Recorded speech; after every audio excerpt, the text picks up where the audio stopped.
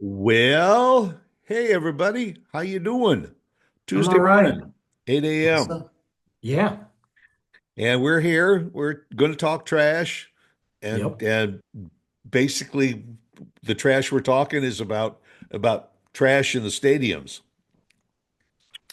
Yeah. Not the and stuff. trash that you throw on the Just I floor. mean, recently, I mean, we've always dealt with unruly fans. We've always dealt with Eagles unruly fans, players Cowboys on fans. on the court and on the field and all, but is it me or has it just kind of gotten out of hand over the last so many years? As far as the fandom goes, I mean, both sides, on the field and off the field, or on the court and I, off the court. well, I think you got certain fan bases that are aggressive, and aggressive is good. Well, Um, yeah. I I mean, think I you have think that's what certain, hockey's all about. I mean, a I lot of think you people have a go to certain hockey level of games just to what it see used to be, the what it used fights. to be about. Yeah. It's not really that way now, but Um, I think you have certain fan bases that are just aggressive, rude, belligerent all the times. Eagles fans, Cowboys fans. They're the most annoying fans. Look, I'm sorry, and I got friends that are both, and I kind of find them annoying. But um, and it's okay. Like every fan base can have its moment. I am obnoxious when I am Michigan State. We we aren't great at football right now, but I am still coming out for blood. I remember going to the Michigan State Baylor Cotton Bowl game. It was like I was married at the time. Um, Maybe I don't know. I was with her. I think we were married. Who knows? And I remember I found out that Michigan State, this was back when Kirk Cousins was playing. And I remember when Michigan State got announced, they announced the bowl games in Texas, going to be playing Baylor. And I'm like, I'm buying tickets. So her and I went. She's got no dog in the fight, but obviously she's going to be on my team, right? And at least for then, not on the marriage, but for the football. Yeah. Um, and so we go, we're tailgating, decked out, and we're obviously in enemy territory, you know? Yeah. There was a lot of Spartans there, but I had this Baylor mom in front of me. So rude, like kept on turning around, sticking her tongue out, giving me the finger, and I'm like, I'm cheering my team, but I'm not. I kind of relaxed myself. I'm trying to just Right. have Right. fun. Like every time. I mean, like Michigan State wouldn't even be have the ball. They wouldn't even be doing anything. They'd be on the sidelines, and she'd turn around and be like, "F you," and I'm like, "Well, fine." And we were getting our butt kicked, and I was like, "This is hard." But we made a huge comeback and won.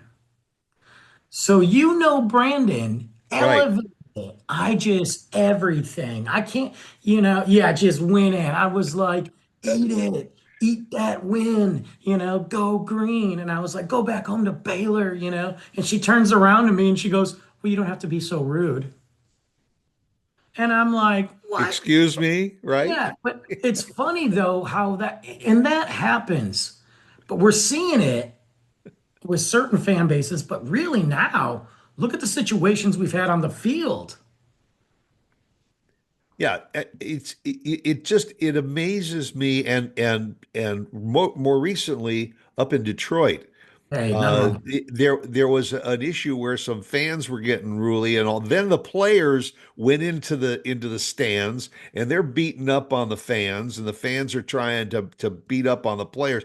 And I watched the coverage of it and I'm thinking, where did this all go wrong? You know, Well, are you and talking about why?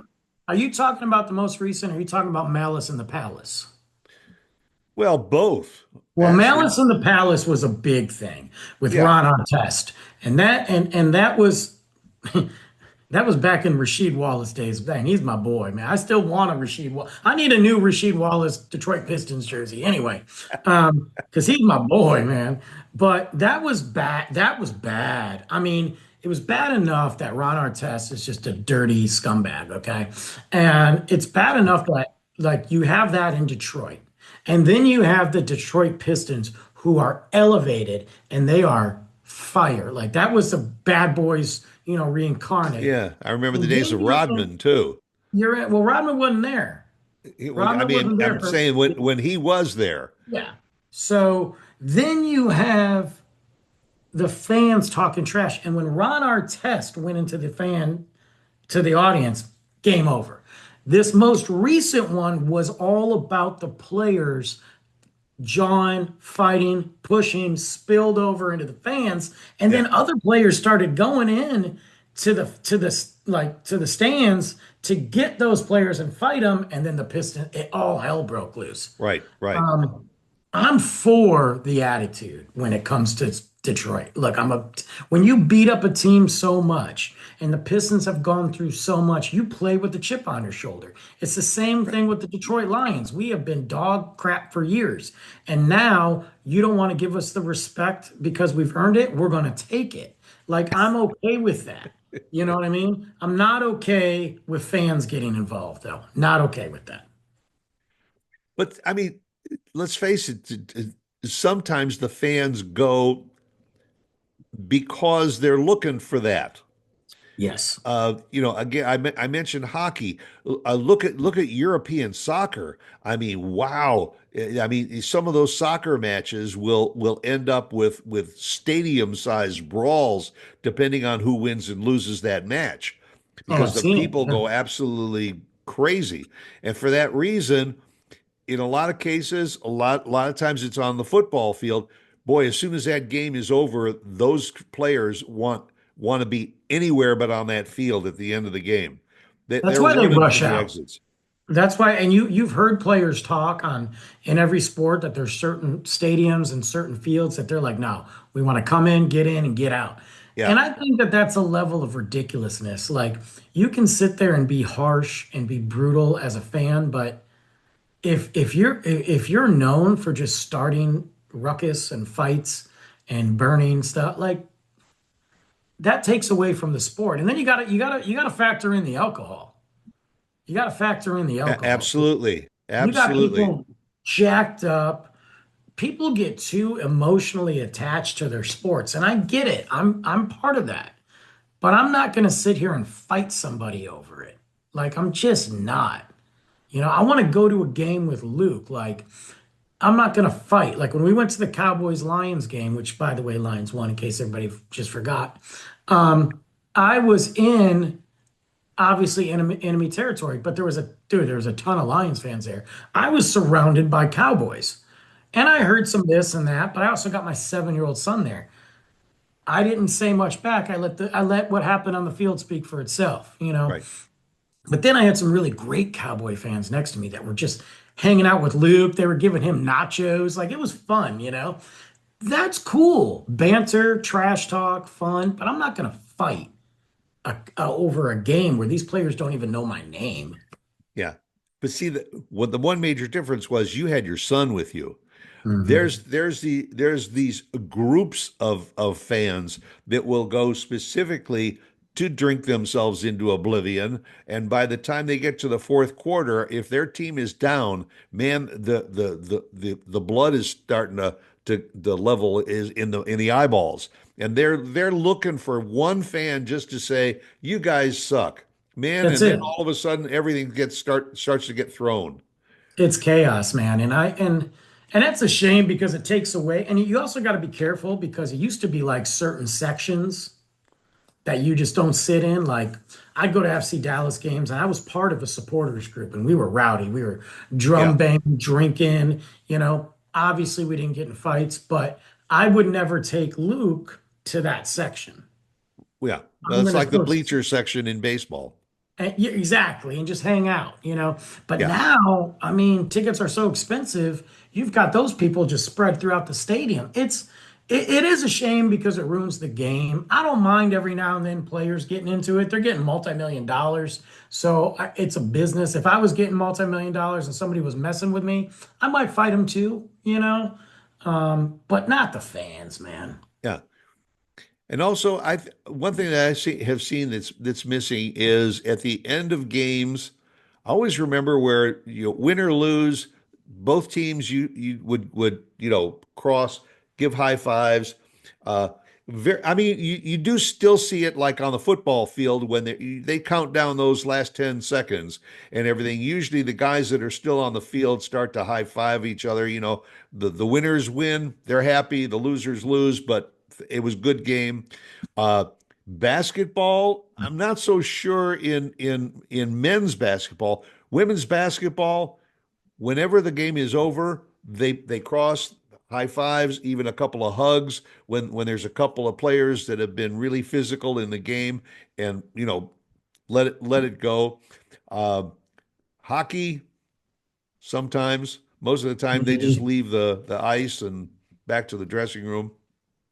Yeah, I think it all depends too on the moment and the heated moment and who the team is and Yeah, who the leaders are in the locker room, that comes from the top, that comes from the coaches, that comes from the leaders in the locker room. And yeah. if that's not being presented, then they're not going to do it. By the way, just as an aside, I was just thinking, did you see when Florida won the national championship in basketball? Did you see that they have a player on their team that is 7'6", Yeah. and and he walks over to the net and he just reaches up with the scissors and he cuts his piece of the net down Yeah, without because using the ladder. I'm very similar in the kitchen, I'm very similar, I can reach that top shelf, and grab my cup, it's Right. very, you know, Well, yeah, that's why I remember when I had a hoop in my backyard, it was one of those adjustable hoops yeah. so that you could, not that you could jump high enough to dunk the ball, you just lower the net to where you could do it. I know Luke and I have been playing a lot of basketball lately, and he's stubborn. I don't know where he gets that from, but I wonder. he gets frustrated.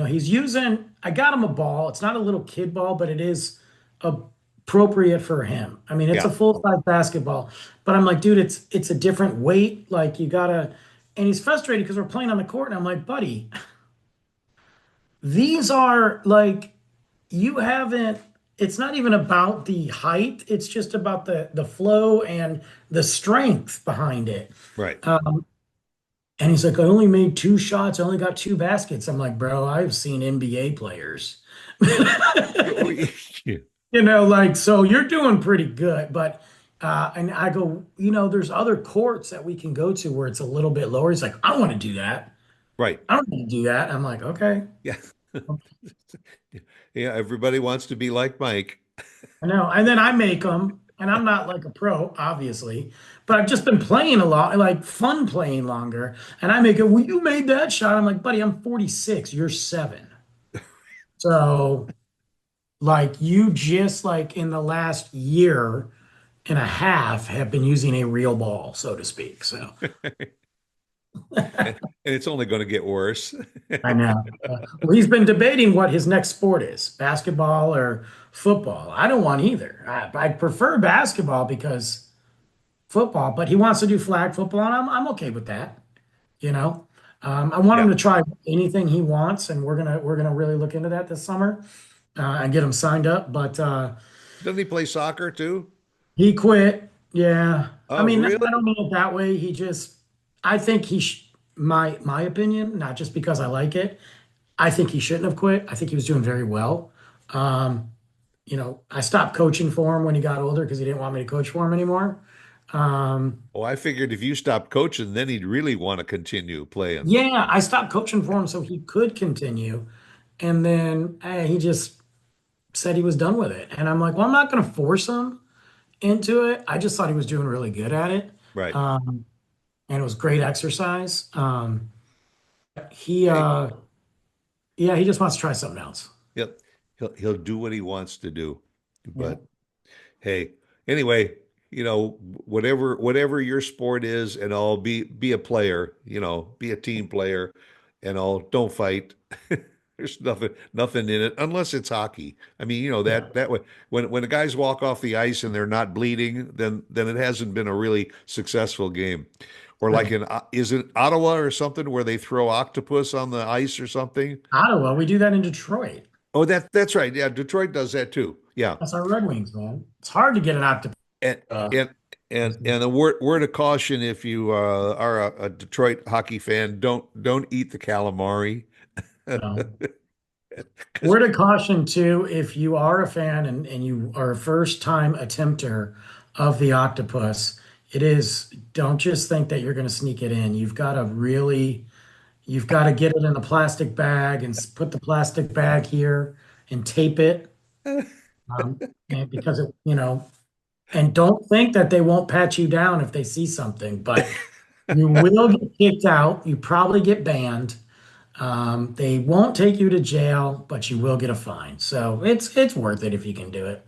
yeah, but I mean that's the fun of it too, is to see if you can get away with it.